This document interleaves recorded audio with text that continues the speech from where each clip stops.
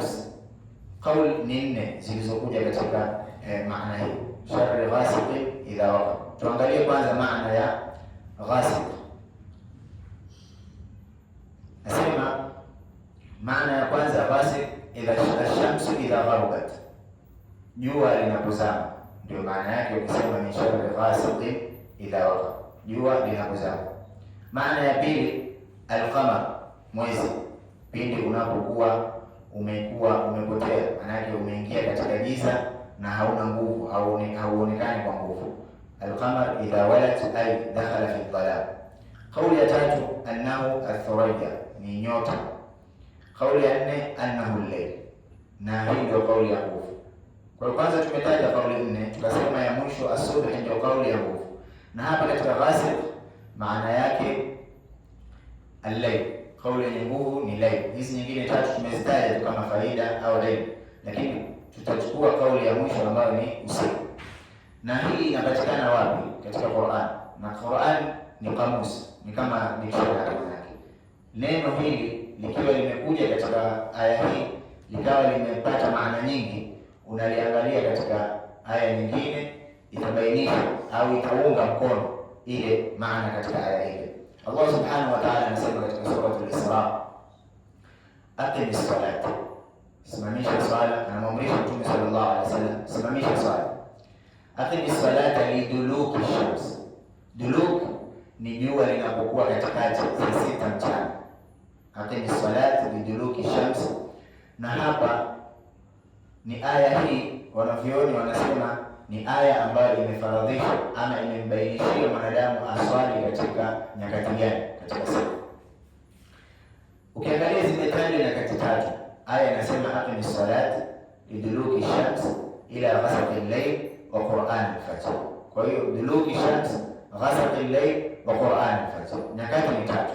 Sasa utajiuliza katika nafsi yako, nyakati zimetajwa ni tatu na swala ni ngapi? 5. Itakuwaje? Maulama wanasema hapa Mwenyezi Mungu alitaka pia kutufundisha tujue namna tutakavyotaka kukusanya swala. Tufahamiana mpaka hapa. Kwa hiyo ukisema duluki shams, jua linapokuwa katikati, kabla haijaingia maghrib, katikati yako unakuwa na swala ngapi? 2, ambayo ni dhuhur wal asr. Kwa hiyo aqimis salata liduluki shams, maana yake usimamishe swala jua linapokuwa limepinduka baada ya kuingia mchana. Inapatikana salatu al-asr, inapatikana salatu dhuhur wal asr, na hizi zinaweza kufanya nini? Kugawanyika. Mtu akiwa ni masala mengine ya kiswala ya fiqh, mtu anaweza kuzigawanya au akazichanganya akazipunguza akafanya vile. Ghasaqi al-layl ndio hapo sasa unapoingia usiku, ambapo ni giza lile la maghrib. Ghasaqi al-layl ni giza la maghrib. Hapa imepatikana maghrib wal isha, tuko pamoja mpaka hapa. Ghasaqi al-layl imepatikana maghrib wal isha, kisha akasema wa Qur'an al-fajr, na Qur'an al-fajr, inna Qur'an al-fajr kana mashhuda, hakika hiyo kisomo cha al-fajr ni chenye kushuhudiwa na malaika. Na ndio maana utapata imam hawezi kurefusha sana katika maghrib wala isha, lakini katika swala ya fajr ni sunna muakkad au inapendezwa zaidi, au baadhi ya ulama wamefikia kusema ni wajibu, ili kile kisomo kifanye nini?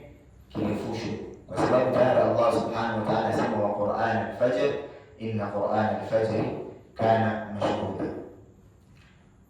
Kulingana na haya tunayozungumza, ilikuwa yafanye kwa hapa, lakini kuna aya ya mbele nisingependa kuiacha kwa sababu inafungamanisha bado na kuna funzo tunapaswa tulipate. Allah subhanahu wa ta'ala baada ya kumwamrisha Mtume sallallahu alaihi wasallam na umma wake wasimamishe hizi swala 5, hakutosheka hapo. Mbele aliendelea akamwambia wa min al-layl, na kwa ikifika usiku fatahajjad, yani amka uswali. Wa tahajjud, hizi swala za usiku zinagawanyika katika vigawanyiko, kuna qiyamul layl, kuna na tahajjud. Qiyamul layl ni swala yoyote itakayoswaliwa usiku, ima kuanzia baada ya isha mpaka wakati wa fajr utakapoingia, inaweza kuitwa qiyamul layl. Ama tahajjud, haiwezi kuitwa swala ambayo imeswaliwa kabla ya mtu kulala ikaitwa tahajjud. Ni lazima mtu alale kwanza, aamke, akiswali swala hii itaitwa kwa jina la tahajjud.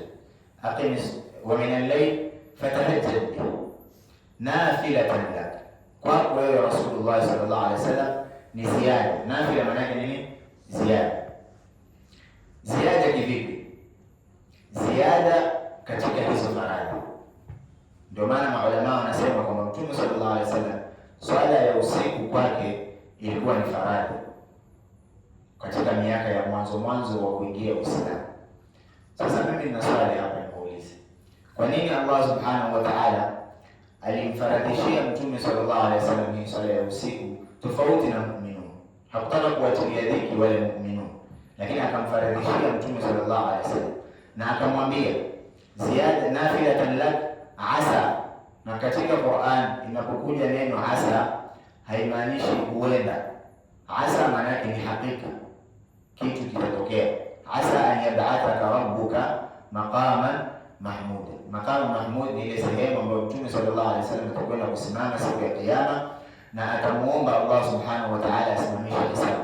Baada ya kuwa wanadamu wote wameenda kwa Adam, wameenda kwa Isa, wameenda kwa Nuh na wakashindwa kwenda kuomba Allah Subhanahu wa Ta'ala asimamishe hisabu, isipokuwa Mtume sallallahu alaihi wasallam atasema ana laha, kwa sababu mitume wote tuwafahamu walipewa dua waombe, wakaziomba katika dunia. Lakini Mtume sallallahu alaihi wasallam akasema adakhiru duai li ummati yawm al-qiyamah, nachelewesha dua yangu kuombea umma wangu siku ya Kiyama, ambayo ndio hiyo atakayoiomba katika hicho kisimamo au hiyo sehemu ya maqama mahmud, sehemu ambayo imesifiwa. Sasa kwa nini Allah Subhanahu wa Ta'ala amwambie Mtume sallallahu alaihi wasallam aiongeze hii swala ya usiku katika faradhi? Tunafahamiana? Ni kwa sababu mbili. Maulama wametaja sababu mbili. Kwanza, awe qudwatul hasana, wale masahaba na waumini wote watakaokuja wamfuate, hawatamfuata kwamba kwao ni faradhi, lakini wataifuata kama sunna kupitia kwa Mtume Muhammad sallallahu alaihi wasallam. Na lau kama Allah Subhanahu wa Ta'ala hakumfaradhishia Mtume sallallahu alaihi wasallam swala hii, sisi tusingejua vile inavyoswaliwa na tusingejifunza kupitia kwa Mtume sallallahu alaihi wasallam na tusingeona zile juhudi zake anazozifanya katika swala hiyo ya usiku, basi ingekuwa kwetu ni uzito sisi kuifanyia kazi. Kwa hiyo kwanza kabisa qudwa, awe ni kiongozi. Na ndio imekuja katika hadithi ya Aisha akimwambia Mtume sallallahu alaihi wasallam kwamba alisimama Mtume mpaka miguu yake ikawa ni yenye kuvimba na kuwa amesimama kisimamo kirefu. Akamwambia hujionee huruma na wewe umeshasamehewa madhambi yako yaliyotangulia na yatakayokuja. Ndio Mtume sallallahu alaihi wasallam katika hadithi maarufu akamjibu akamwambia afala akunu abdan shakura, je, mimi nisiwe mja mwenye kushukuru baada ya Mwenyezi Mungu kunipatia kheri zote hizi, nisimshukuru kwa kusimama kusali? Ama manfaa ya pili waliotaja maulama katika hiyo ni kwamba ni swala ambayo inamweka mja karibu zaidi na Allah Subhanahu wa Ta'ala kuliko swala nyingine yoyote. Sikufahamiana? Swala ya usiku itamweka mja karibu na Allah Subhanahu wa Ta'ala kuliko swala nyingine yoyote. Na hikma kwa nini ifanye kazi hivyo kwa haraka kuliko swala nyingine? Kwa sababu ni asiri. Hakuna mtu atakayekuona wakati utakuwa unaswali swala hii, ni wewe na Allah Subhanahu wa Ta'ala.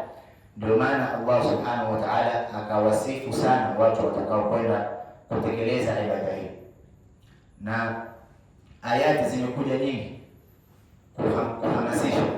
Allah Subhanahu wa Ta'ala asema ya ayyuhal muzammil qumil layla illa qalila. Na tushawahi kuzungumza katika durusi za zamani, lakini tutarudia tena kwa sababu kuna kina mama pia na wageni, kwamba hii ni katika sura za mwanzo kushukishwa. Suratul Muzammil ni katika sura za mwanzo kushukishwa. Na kwa nini Allah Subhanahu wa Ta'ala aanze tayari na qumil layl illa qalila, kumwambia mtume wake asimame usiku sana, isipokuwa usiku mchache ndio autumie katika kulala? Kwa sababu ni swala ambayo itamfanya yeye Mtume sallallahu alaihi wasallam aweke alaka yake na Allah subhanahu wa ta'ala iwe ni yenye nguvu, na vile vile inamkuza mtu katika imani kuliko ibada nyingine yoyote. Swala ya usiku ina siri kubwa sana kuliko vile sisi tunavyofikiria. Kwa hiyo hii ni mwito kwa Waislamu wote. Sitaki nirefushe katika haya masala kwa sababu hatuko katika mazungumzo haya, lakini Muislamu anapaswa